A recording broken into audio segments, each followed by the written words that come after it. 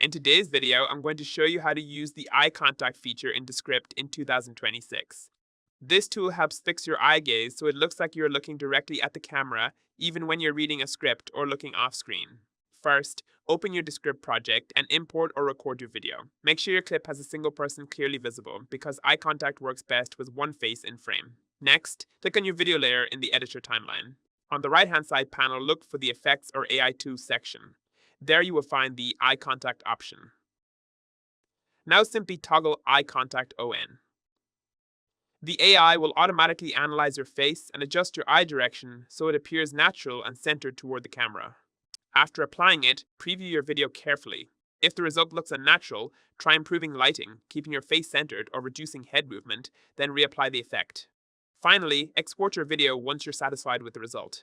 That's how you use the eye contact feature in Descript in 2026 to make your videos look more professional and engaging.